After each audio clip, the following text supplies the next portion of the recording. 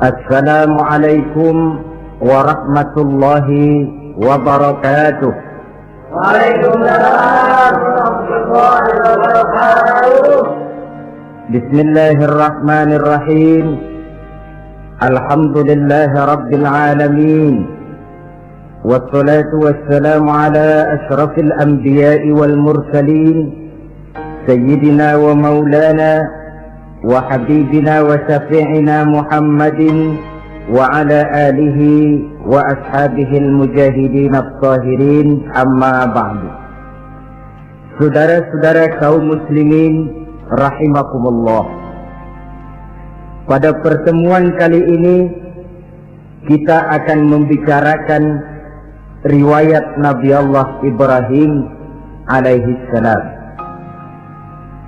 Beliau termasuk salah satu dari 5 orang rasul yang merupakan kelompok yang dikenal dengan ulul azmi, yaitu para rasul yang dinilai mempunyai kelebihan di dalam keutamaan, ketabahan, keuletan, dan sikap istiqomah di dalam berjuang. Jumlahnya ada 5, yaitu Nabi Nuh, Nabi Ibrahim, Nabi Musa, Nabi Isa, dan Nabi Muhammad alaihi wassalatu wassalam. Sebagaimana yang kita maklum bahwa Nabi Allah Ibrahim alaihi salam lahir pada masa pemerintahan Raja Namrud laknatullah alaih. Namrud adalah figur yang lebih merupakan kekuatan daripada keadilan, lebih merupakan kezaliman daripada kebijaksanaan. Ia seorang raja yang memerintah secara sewenang-wenang, lalu dengan segala macam cara berusaha mempertahankan kekuasaannya. Itu sebabnya di hari-hari menjelang kelahiran Nabi Allah Ibrahim alaihi salam, entah oleh karena rasa takut dan khawatir akan munculnya orang-orang yang dapat menumbangkan kekuasaannya, entah karena bisikan ahli nujum atau dukun-dukun yang memang banyak mengelilingi istananya, ia memutuskan untuk membunuh seluruh bayi yang dilahirkan dalam bentuk laki-laki. Ini dilatar belakangi oleh kekhawatiran akan muncul seseorang yang dapat menghancurkan kekuasaannya, sebagaimana Fir'aun laknatullah alaih. Itulah sebabnya di zaman sebelum Nabi Ibrahim dilahirkan, Raja Namrud membuat peraturan. Apabila seorang ibu melahirkan bayi laki-laki, bunuh bayi itu. Seluruh perempuan hamil berada di bawah pengawasan aparatur negara, dan laki-laki dianjurkan untuk jangan dekat-dekat dengan istrinya guna menghindari terjadinya proses kehamilan ini. Entah berapa ratus bahkan berapa ribu bayi laki-laki yang jadi korban tanpa dosa dari sebab kelaliman pemerintahan Raja Namrud laknatullah alaih ini. Kita teringat kepada satu hadis di mana Rasulullah sallallahu alaihi wasallam pernah bersabda, "Ya'ti 'alan nasi zamanun ru'asa'uhum kal asad wa wuzara'uhum kal zi'ab wa qudatuhum kal kilab wa kathirun nasi yawma idzin kal aghnam." Pada satu saat, kata Nabi, akan datang di tengah masyarakat manusia di mana pada masa itu muncul pemimpin-pemimpin yang bertingkah laku seperti singa. Ru'asa'uhum kal asad, pemimpin-pemimpin mereka bertingkah laku seperti singa. Saudara kenal singa? Saudara boleh periksa, di mana ada hutan, singa selalu menjadi raja. Padahal hutan belum pernah bikin pemilihan umum. Tapi yang namanya singa tidak pernah peduli ada pemilihan atau tidak, raja hutan tetap singa.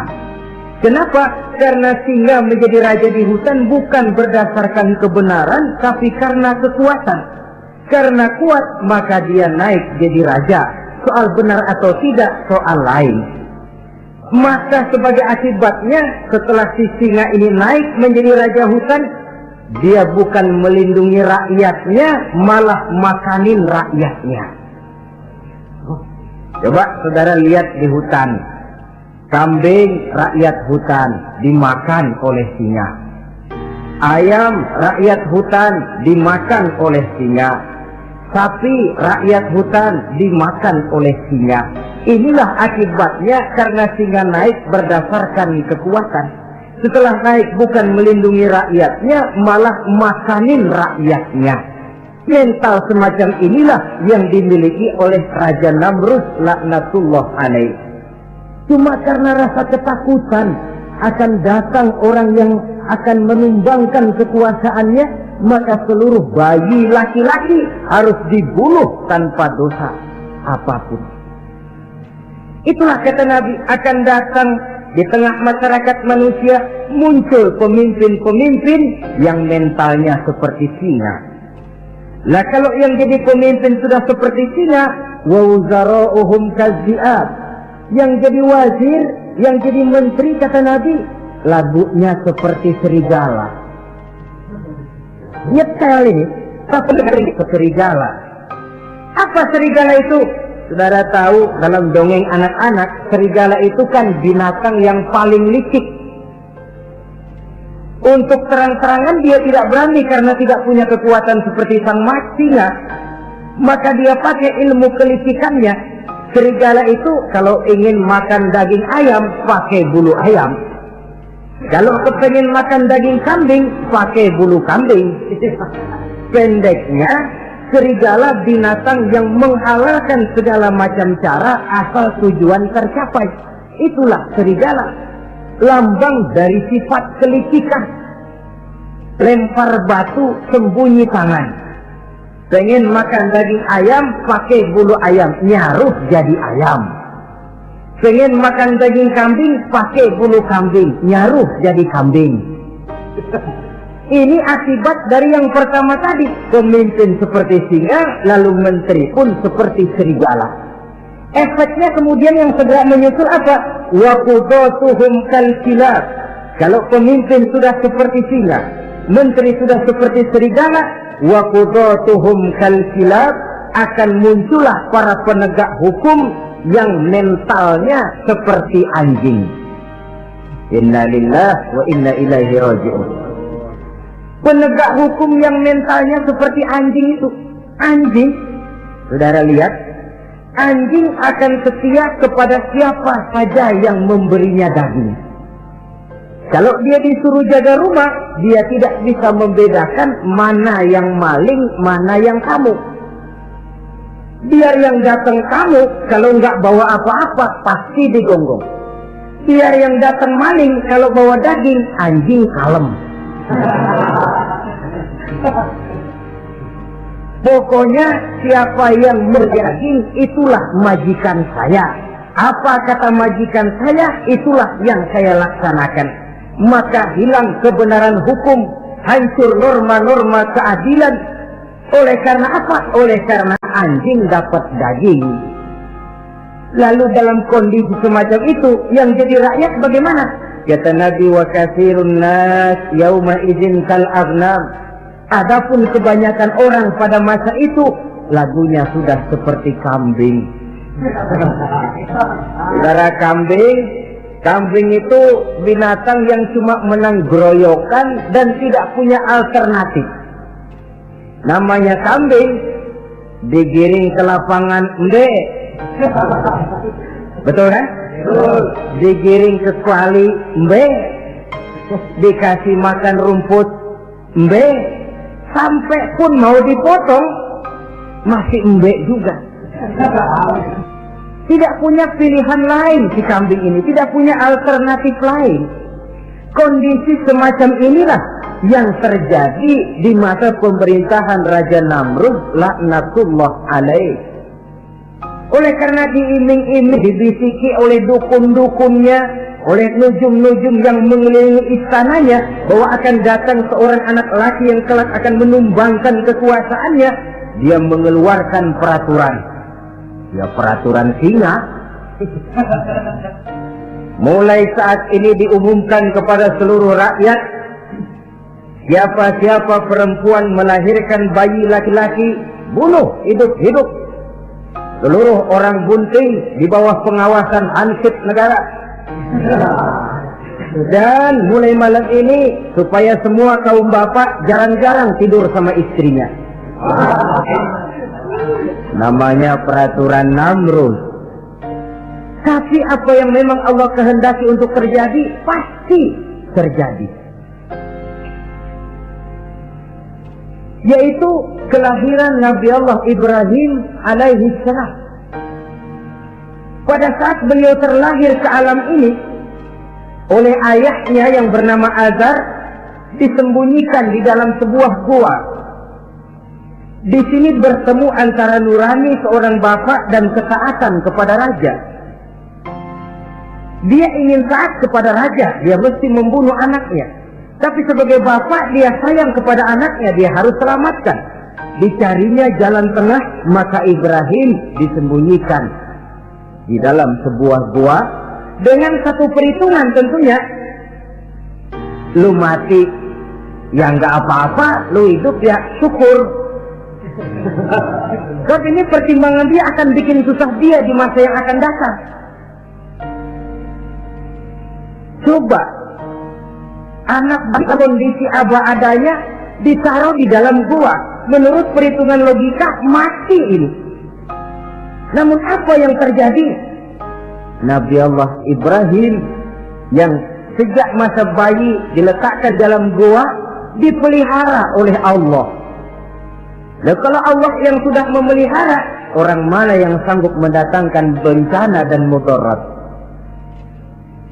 Untuk melangsungkan kehidupannya, Nabi Ibrahim itu mengisap ibu jarinya.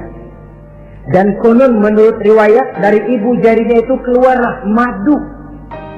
Sehingga walaupun tidak didampingi oleh ayah dan ibunya, tinggal di dalam gua seorang diri, pertumbuhannya sebagai seorang bayi menjadi seorang anak, tumbuh dengan pesat sebagai lazimnya anak-anak yang lain. Dalam ilmu tauhid, ini yang dinamakan irhas. Tanda-tanda yang diberikan kepada seseorang yang akan dipilih menjadi rasul pada saat dia masih anak-anak. Ini yang dinamakan irhas. Adapun kalau dia sudah diangkat menjadi rasul, maka tanda-tanda itu dinamakan mukjizat. Kalau jatuh kepada wali, maka tanda itu dinamakan karomah, atau yang dalam bahasa kita disebut dengan keramat. Jadi kan kita ini dalam kehidupan anak-anak kita kadang-kadang bisa melihat bakat yang dimilikinya pada saat dia masih kecil. Tanda-tanda itu ada. Nah, dalam kehidupan para rasul, masa kecil mereka yang melakukan itu dinamakanlah irham. Begitulah Nabi Ibrahim tumbuh dari bayi menjadi anak-anak di dalam gua. Dan ayah ibunya kadangkala menengok dia. Pada saat dia sudah mulai pandai berbicara, dia sudah mulai berpikir. Dan pola berpikir yang pertama, satu hari dia tanya bapaknya, "Papi," kalau bahasa sekarang, "ini yang bikin alam ini sebenarnya siapa? Yang bikin saya siapa? Yang menyebabkan saya ada siapa?" "Ya kami, ibu bapakmu," kata ayahnya. "Oh begitu." "Lalu yang bikin ibu bapak siapa?" "Ya nenekmu. Gara-gara dia saya ada, gara-gara saya kamu ada." "Lalu yang bikin kakek dan nenek siapa?"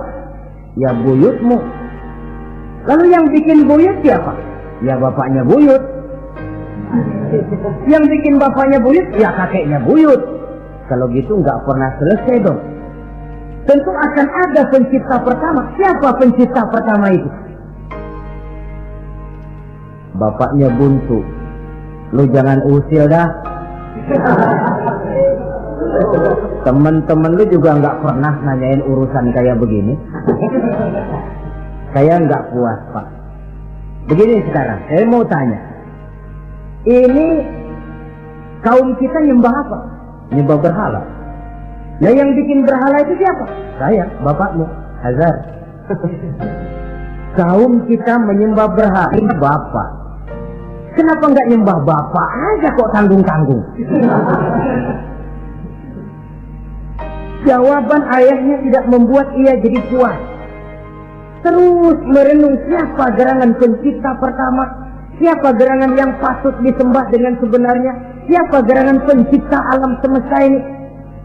Bila malam datang, dia melihat bintang gemintang bertabur menghias cakrawala. Dia berkata, ini yang patut dianggap Tuhan, tinggi, terang, benderang. Tapi manakala besok pagi bintang tenggelam, dia pun bilang, la uhibbul afilin. Saya tidak suka kepada yang tenggelam. Masa Tuhan tenggelam? Ketika malam datang, bulan pun terbit. Nah, ini barangkali yang Tuhan. Ini lebih besar dari yang semalam. Tapi bila bulan pun terbenam, lagi-lagi dia bilang Tuhan tidak mungkin terbenam. Lalu bila matahari terbit, nah ini nggak salah lagi. Ini lebih gede dari yang dua-dua kemarin. Ini pasti Tuhan. Dan manakala matahari terbenam, dia pun berkata, Tuhan tidak akan pernah terbenam. Perjalanan yang mencari Tuhan ini bisa saudara baca dalam surah Al-An'am ayat 76 sampai dengan ayat 79. Sampai Allah memberikan petunjuk kepadanya, mengangkatnya menjadi seorang rasul dan menyampaikan misi dakwahnya. Saudara-saudara kaum muslimin rahimakumullah, dakwah yang pertama dilaksanakan tentu kepada bapaknya, kemudian kepada kaumnya. Secara psikologis ini kan makan nasi. Coba kalau kita harus nasihatin orang lain yang tidak ada hubungannya dengan keluarga, barangkali biasa saja. Tapi nasihatin bapak sendiri, ini kan makan nasi. Mau didiamkan saja batil dan sesat, mau diceramahin bapak sendiri. Tapi bapak tinggal bapak, kewajiban melaksanakan dakwah jalan terus. Ini berarti bahwa tugas amar ma'ruf dan nahi munkar memang tidak mengenal posisi.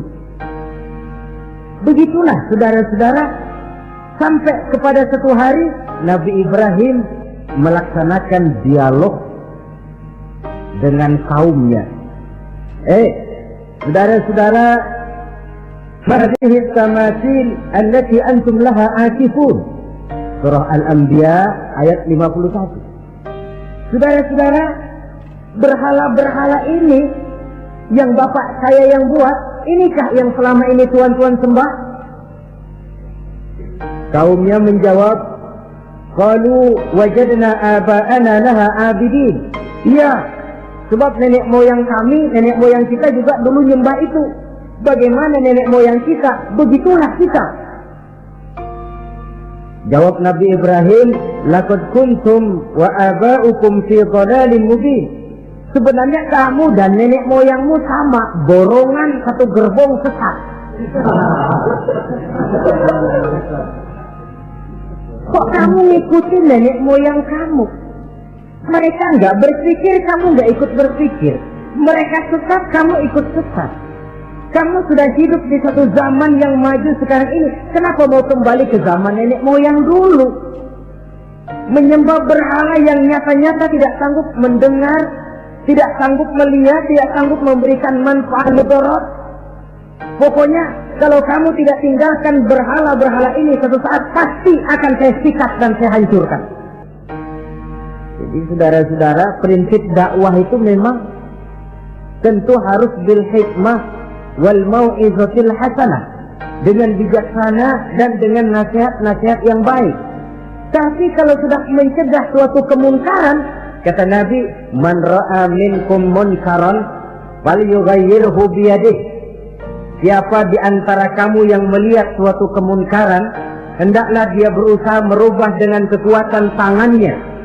Kalau dengan tangannya dia tidak sanggup, fabilisani, hendaklah dengan lidahnya. Kalau itu pun dia tidak mampu, fabiqalbi, hendaklah dalam hatinya. Dan mencegah suatu kemungkaran dengan hati, itulah nilai iman yang terendah adanya. Nabi Ibrahim melihat bahwa watak menyembah berhala ini sudah berurat dan berakar. Kenapa? Mereka mengembalikan itu kepada kebiasaan dan tradisi nenek moyang. Sama juga di zaman kita sekarang ini. Sudah kita menegakkan tauhid, membina sebersih-bersih iman, menegakkan semulus-mulus tauhid. Ada juga kelompok orang yang mau mengembalikan kita ke zaman nenek moyang, ke zaman animis, menghidupi tradisi nenek moyang dalam hal ibadah, dalam hal ubudiyah. Tentu merupakan langkah kemunduran adanya. Dan ini bukan barang baru. Umat Nabi Ibrahim sudah memberikan contoh. Kenapa kami menyembah berhala? Sebab nenek moyang kami menyembah berhala. Nabi Ibrahim jawab gampang aja. Iya loh, borongan, segerbong, lempeng semua sesat. Kaum muslimin rahimakumullah. Dan bukan cuma kata, dibuktikan oleh Nabi Allah Ibrahim. Begitu Raja Namrud menurut satu riwayat bersama para tentaranya pergi berburu, Nabi Ibrahim ngintip-ngintip. Begitu Namrud keluar, beliau masuk. Kalau istilah kita, ke tempat Namrud ibadah, ke masjidnya dah. Di mana di situ tersimpan seluruh berhala yang mereka sembah, dari yang paling gede sampai yang paling kecil. Nabi Ibrahim masuk bawa kampak. Seluruh berhala-berhala yang ada di tempat itu habis dikampakin, hancur berantakan. Kecuali berhala yang paling gede, itu ditinggalin, nggak diapa-apain, dan tampaknya ditaruh di tangan berhala yang paling gede. Memang kebetulan tangannya lagi teracung begini, digantungkan tampak di situ. Nabi Ibrahim keluar. Adapun Namrud, ketika dia pulang dari perburuannya, mau melaksanakan ibadah, bukan main terkejutnya melihat Tuhannya berantakan.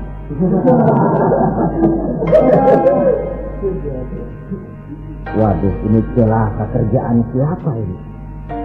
Dikumpulkan para intel negara, staf-staf khusus.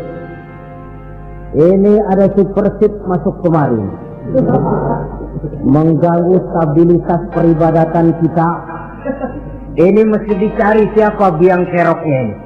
Cari sampai ketemu siapa yang menghancurkan Tuhan-Tuhan kita ini. Intel pun disebar. Ada yang ke kota, ada yang ke desa, ada yang pokoknya ke seluruh penjuru. Sampai ada yang desas-desuskan. Tuan Raja, gimana? Saya dengar selentingan berita. Berita apa? Pada waktu Tuan Raja pergi berburu, seorang anak muda bernama Ibrahim masuk ke tempat ibadah kita.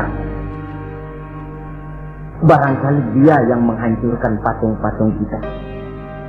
Kalau begitu cari, tangkap Ibrahim, tangkap.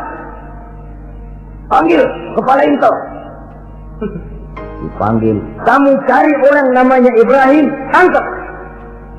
Kok ditangkap? Tangkap. Sebab menurut berita dia yang menghancurkan berhala-berhala kita. Ya tapi kan belum ada buktinya, Pak. Soal bukti gampang, belakangan, yang penting tangkap aja dulu.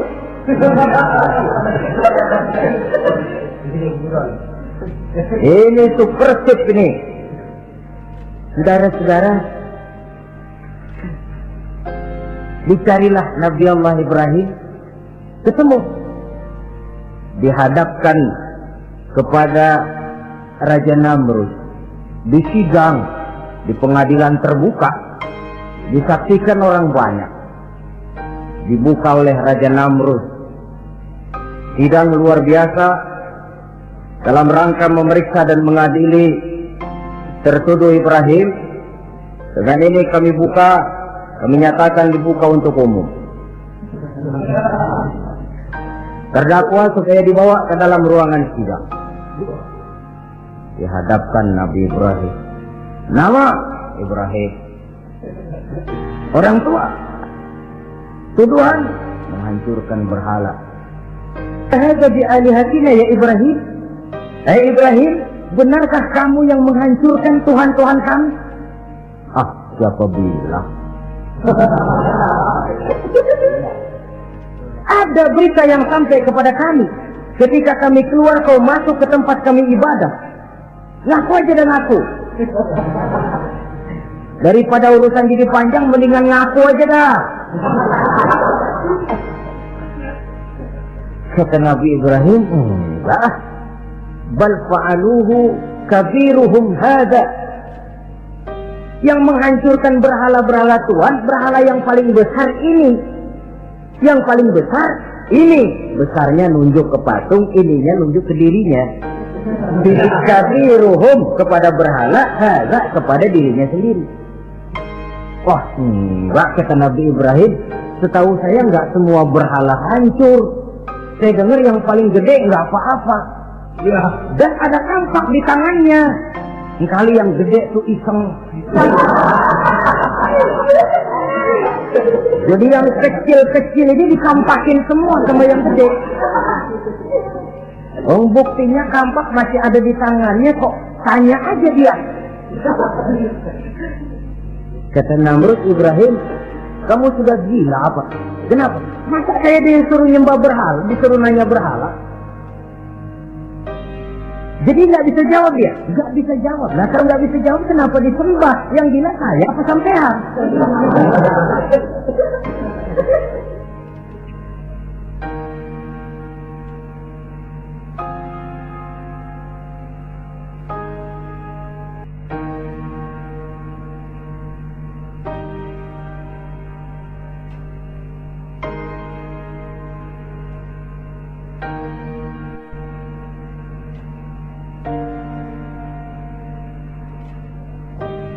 Merasa tidak sanggup menghadapi argumentasi yang diajukan oleh Nabi Allah Ibrahim, Namrud salap.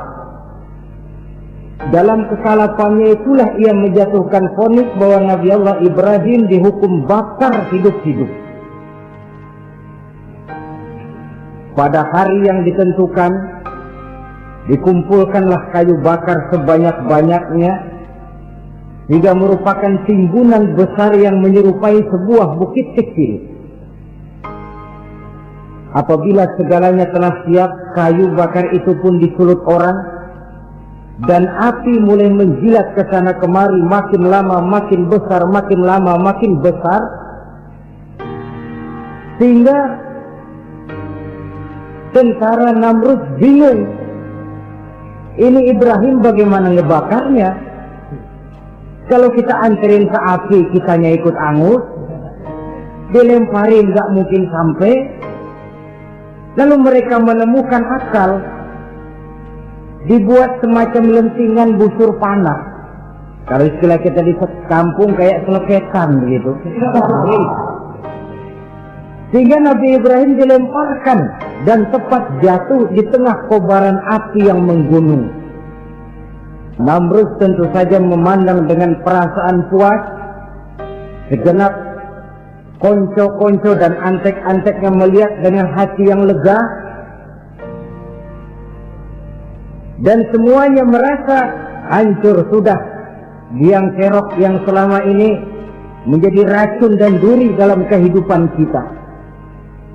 Tapi rupanya yang mereka mau lain dengan yang Allah mau. Ketika Nabi Allah Ibrahim hampir masuk ke tengah kobaran api yang menggunung itu, datanglah perintah Allah kepada api. Ya naru kuni bardan wa salaman ala Ibrahim. Hai api, dinginlah kamu, selamatkan Nabi Ibrahim. Api ini tunduk kepada perintah Allah. Ia pun dingin. Sehingga Nabi Ibrahim di tengah kobaran api yang menggunung, seujung rambut pun tidak terbakar, malah kedinginan di tengah kobaran api. Lalu api ini dari besar makin lama makin kecil, makin lama makin kecil, akhirnya padam. Yang ada tinggal tumpukan arang dan debu. Kata Namrud, mampus lo Ibrahim, rasain. Barangkali istilah kita nih, makan pencarian lo. Pakai betingkah mencaci maki Tuhan kami, menghancurkan berhala-berhala. Sekarang rasakan hasil usahamu. Sorak-sorai pun kedengaran. Begitu lagi sorak-sorak dari tumpukan abu dan arang itu gerak-gerak. Kerusak. Kok ini ada arang bergerak-gerak? Rupanya dilihat-lihat, makin lama makin nyata, Nabi Ibrahim keluar dari tumpukan arang dalam keadaan utuh, tidak kurang satu apapun. Sebenarnya andai kata Namrud mau menggunakan akalnya, saat itu dia tentu menemukan satu hal yang luar biasa, satu kebesaran yang kalau dia mau merenung akan sampai kepada kekuasaan yang serba maha. Tapi karena ketika itu hatinya sudah dipenuhi nafsu, ditutupi oleh kesombongan, dia buta terhadap kenyataan itu. Kaum muslimin rahimakumullah, akhirnya Nabi Allah Ibrahim ini diteror langsung oleh orang tuanya. Kata abahnya, "Aradibun anta an alihati ya Ibrahim? Ibrahim, kau benar-benar tidak senang kepada Tuhan-Tuhan kami, berhala-berhala ini? La in lam tantahi la arjumannaka wahjurni maliya." Kalau engkau tidak berhenti, hai Ibrahim, tidak berhenti memperkenalkan Tuhan seru sekalian alam, tidak berhenti mencela dan mencaci bahkan menghancurkan berhala-berhala kami, la arjumannaka, akan kami rajam kamu. Iya, kalau raja yang ngancam begini, orang tua beliau sendiri ngancam begini. Itulah tantangan dakwah, saudara-saudara. Kita melaksanakan dakwah ini tempo-tempo berhadapan dengan penguasa yang mentalnya macam Namrud. Tempo-tempo berhadapan dengan orang kaya yang pelitnya macam Qarun. Tempo-tempo berhadapan dengan orang tua yang mentalnya macam Azar. Orang tua yang kaku, yang tidak mau terbuka terhadap kenyataan. Istilah di kampung kita, orang tua yang laceng. Tahu laceng? Udah salah kenceng. Sulit benar menerima pembaruan yang membawa umat kepada masalah-masalah yang memang nyata lebih baik dia. Itulah tantangan di dalam melaksanakan tugas dakwah, dan ini dihadapi oleh Nabi Allah Ibrahim. Ayahnya terakhir memberikan tekanan, kalau kau tetap melaksanakan misimu, tidak engkau mau berhenti dari tugas dakwah ini, awas Ibrahim, la arjumannaka, akan aku rajam, akan kami lontari kau dengan batu, wahjurni maliya, pergi kamu dari sini. Ya Allah, diputuskan hubungan. Kalau memang engkau berkeras dengan tugas dakwahmu, persilakan Ibrahim, keluar, pergi saja dari sini. Diusir oleh orang tuanya sendiri. Inilah hidayah, saudara-saudara. Oleh sebab itu, tugas utama kita kaum muslimin sebenarnya bukan mengislamkan orang, tapi menyampaikan Islam. Tugas kita ialah menyampaikan Islam, bukan mengislamkan orang. Sebab orang mau Islam atau tidak, itu urusan hidayah dari Allah. Jangankan kita, Nabi Ibrahim tidak sanggup mentauhidkan ayahnya Azar. Nabi Nuh tidak bisa mengislamkan putranya Kan'an. Bahkan Nabi kita Muhammad sallallahu alaihi wasallam pun tidak bisa memberikan hidayah kepada Abu Jahal dan Abu Lahab. paman Nabi, orang tua Nabi, anak Nabi, istri Nabi sekalipun, hidayah tidak diberikan kepada mereka, mereka tidak terpanggil mengikuti kebenaran. Kalau sudah kenyataan ini yang kita temui, kembalilah kepada konsep Quran. Allahumma inni qad ballaghtu, wahai Allah, seruanmu sudah saya sampaikan, dakwahmu sudah saya canangkan, ajakan kepada tauhid sudah saya sampaikan. Allahumma inni qad ballaghtu, sudah saya sampaikan ya Allah. Perkara mereka tidak mau ikut, itu karena semata-mata hidayah berada di tanganmu ya Allah. Kalau kemarin landasan dakwah kita, insya Allah tugas dakwah kita berkelangsungan. Kalau tidak, makan hati.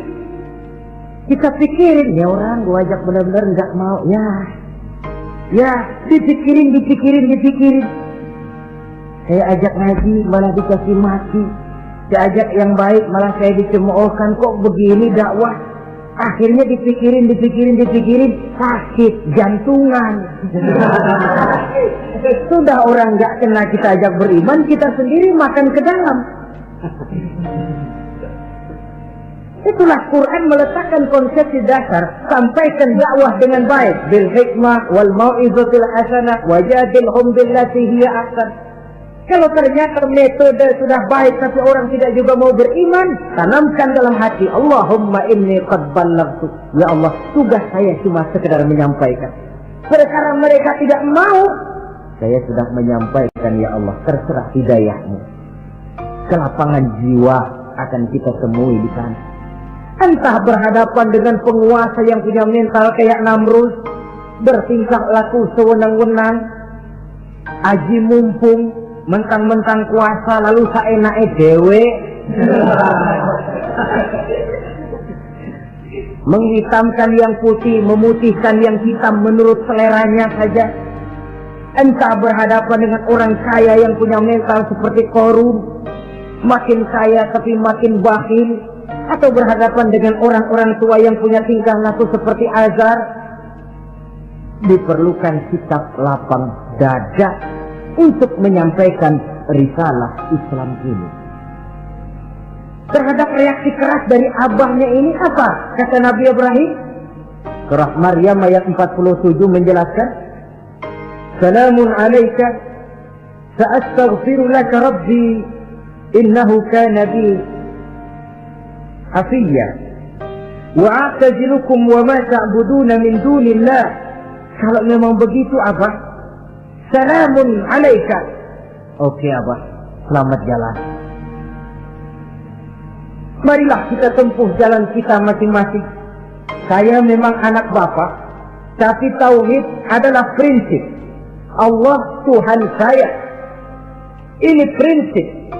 Kalau bapak tidak mau mengikuti seruan saya, padahal saya sayang kepada bapak, saya cinta kepada bapak, saya tidak ingin bapak bersekutu dengan setan, saya tidak ingin bapak menemani setan di dalam neraka, saya ingin menyelamatkan bapak. Tapi ini rupanya vonis bapak, hendak merajam saya, mengusir saya dari sini. Oke bapak, salamun alaika, selamat jalan. Sa'astaghfirullah, saya akan memohon ampun kepada Allah untuk bapak. Memohon ampun. Jadi walaupun dalam Islam kita berbeda akidah dengan orang tua, tetapi kewajiban untuk berbakti tidak menjadi putus karenanya. Dalam surah Luqman dijelaskan, apabila kedua orang tuamu memaksamu untuk menyekutukan Allah, jangan taati. Tetapi sungguh pun demikian, wa sahibhuma fid dunya ma'rufa. Tetaplah engkau pergauli keduanya di dunia ini secara baik. Toleransi yang besar ditunjukkan oleh Islam. Dan lebih besar lagi dilaksanakan oleh Nabi Allah Ibrahim. Sungguh pun bapak sudah mengusir saya, menolak mentah-mentah ajaran tauhid, tetap juga menyembah berhala, tetap juga bersekutu dengan setan. Saya akan memohonkan ampun kepada Allah untuk bapak. Wa atazilukum, saya akan menjauhkan diri dari apa yang bapak sembah, dari apa yang kaum kita sembah selain daripada Allah. Bapak menyembah berhala, kaum kita ini menyembah berhala, wa a'tazilukum, saya akan menyingkir dari semua itu. Selamat jalan awak. Istilah kita goodbye my dear. Ini jalan yang membedakan saya dengan abah. Jalan tauhid dan jalan syirik. Di sini kita harus berpisah. Walaupun dengan berat hati kita berpisah. Jadi keluarga dan akidah punya garis yang jelas. Umumnya, ya walaupun baik tapi memang harus ditingkatkan. Umumnya kita ini kan mayoritas merasa sebagai muslim karena keturunan. Kenapa kamu Islam?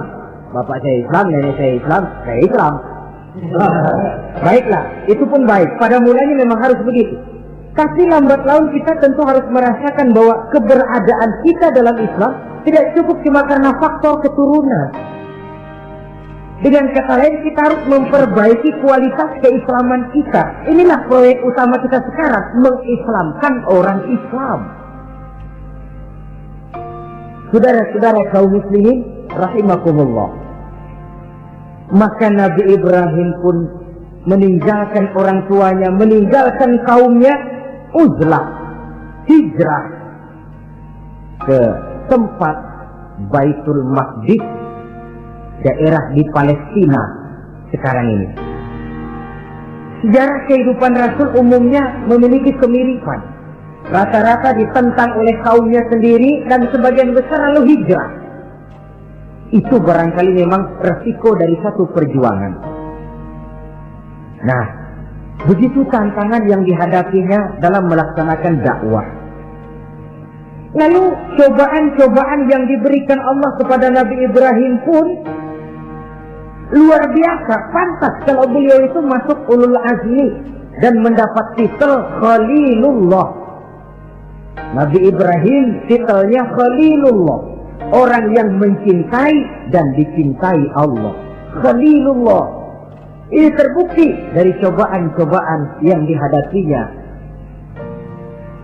Pertama, dari perkawinannya dengan Siti Hajar, dengan Siti Sarah maksud saya, beliau tidak dikaruniai seorang anak pun. Umur sudah lanjut.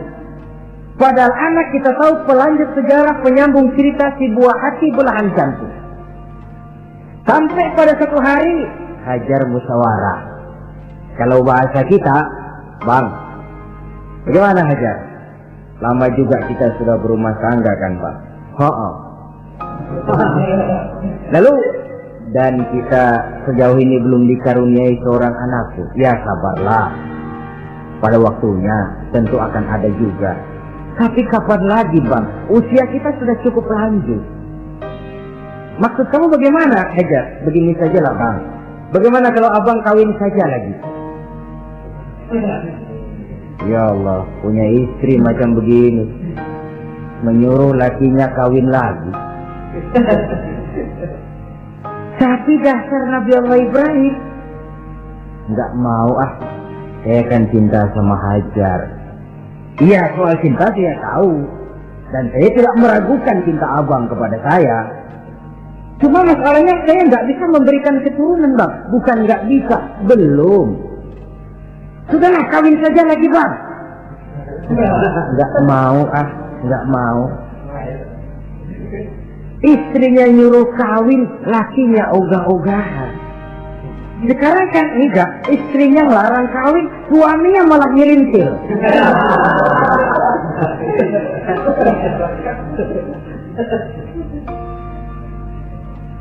Sampai ketika didesak kata Ibrahimnya, kalau itu yang Sarah Hajar mau, biarlah, jadilah.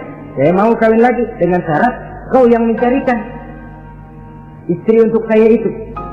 Oleh Siti Hajar dipilihkan Siti Sarah. Kawinlah Nabi Ibrahim dengan Sarah. Dari Sarah ini beliau dikaruniai seorang putra bernama Ismail alaihi salam. Nah, cobaan datang untuk menguji Khalilullah ini. Hai Ibrahim, kau cinta kepadaku, kata Allah, seolah-olah setelah kau punya anak, masuk rasa cinta anak ke dalam hatimu.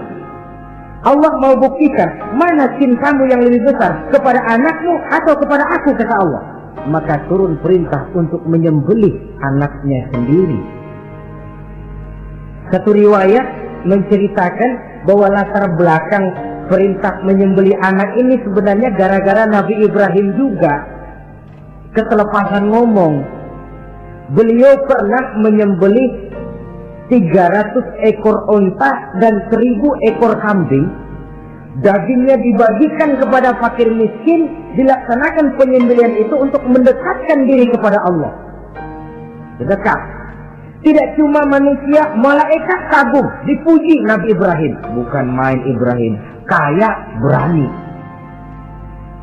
Ya, kalau miskin berani nekat kali. Ini kaya berani. Menyembelih 300 unta, 1000 kambing, dagingnya disedekahkan kepada fakir miskin. Luar biasa Ibrahim. Ketika dipuji orang banyak, itulah beliau timbul sifat manusianya. Apa kata beliau?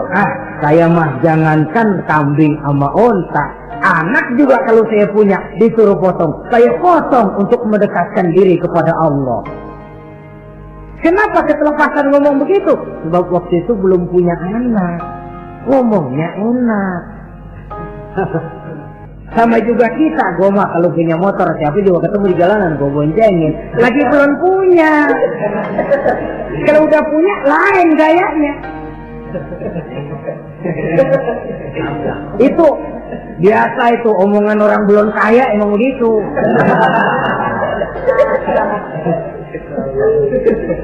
Saudara-saudara, sehingga omongan yang beliau sudah lupa bertahun-tahun bahkan puluhan tahun ini. Begitulah ketika sudah punya anak Ismail, falamma balagha ma'ahu sa'ya, ketika Ismail sedang lucu-lucunya dalam tidurnya, mimpi turun perintah, ya Ibrahim uffi binuzrika. Hai Ibrahim, bayar nazarmu. Nazar? Iya. Apa nazar? Dulu pernah ngomong apa, ingat nggak? Jangankan cuma kambing, unta, anak pun kalau punya disuruh potong, saya potong. Jadi anggap nazar. Bayar nazarmu, potong anakmu. Dipikirin siangnya, semalam itu benar-benar perintah Allah apa cuma ngimpi? Kalau ngimpi kok jelas amat. Kalau perintah Allah kok kelewatan amat. Pakai anak disuruh potong, emang gak ada yang lain apa? 3 malam berturut-turut mimpi sampai beliau yakin ini memang benar perintah Allah. Dan dilaksanakan dengan berat hati. Pagi-paginya bilang kepada Siti Sarah, Sarah, Ismail mandikan, berikan pakaian yang baik, saya mau bawa pergi dia. Kemana bang? Pokoknya mau saya bawa. Berangkatlah anak beranak ini menuju salah satu bukit di daerah Mina. Ketika duanya sudah mau berangkat, iblis sibuk bukan main. Ini cobaan loh. Orang kalau mau ibadah, iblis paling gatal. Segala macam cara mereka lakukan agar orang jangan ibadah.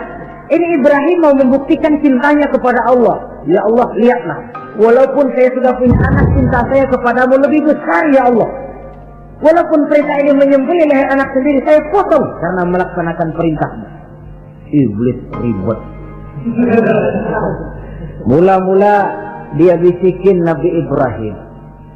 Hei Ibrahim, kau lihat anakmu di belakang itu, kecil, lucu-lucunya, masa anak begitu mau dipotong? Tega kamu Ibrahim. Ini perintah Allah, gak ada urusan sama ente. Iya. Kata iblis, waduh mantap juga nih. Kalau suaminya gagal, istrinya kali. Biasanya perempuan perasaannya lebih tinggi daripada pikirannya. Ini Siti Sarah barangkali, kalau Siti Hajar barangkali, kalau saya perdayai bisa terpedaya. Hajar, ya, kamu tahu anakmu Ismail mau dibawa kemana?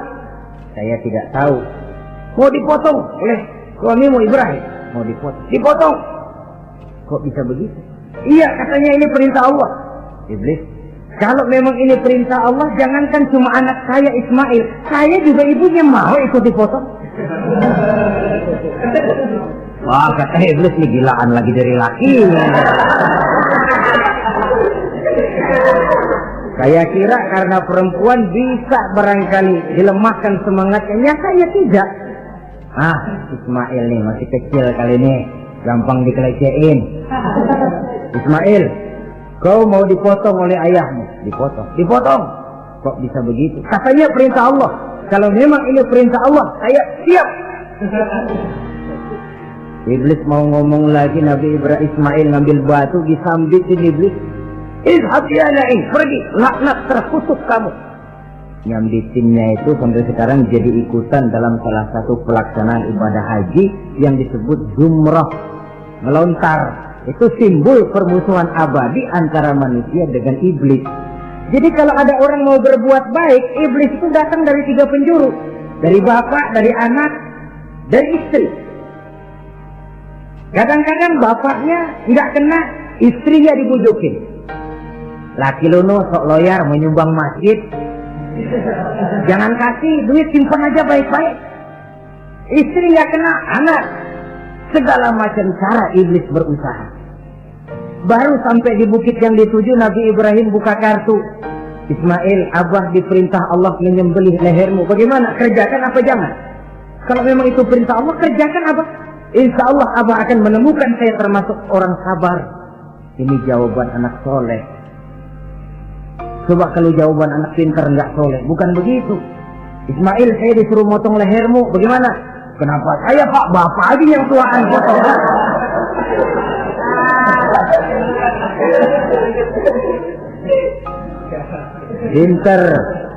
Pinter, tapi nggak soleh ya begitu itu, minteri jadinya.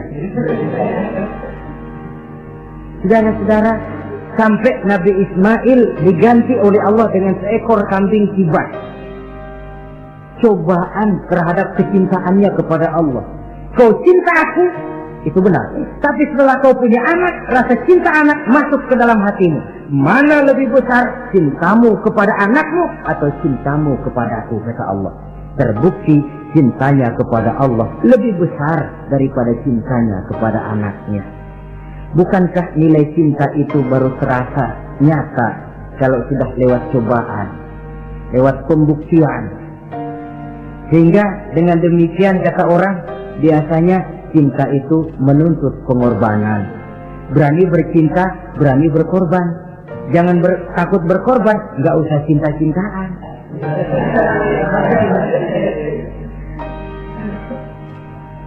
Saudara-saudara, sebab kalau orang sudah berbuat untuk sesuatu yang dicintainya, sangat boleh jadi si lemah akan jadi kuat, yang jauh jadi terasa dekat, yang takut jadi berani. Kalau orang sudah melakukan sesuatu untuk yang dicintainya.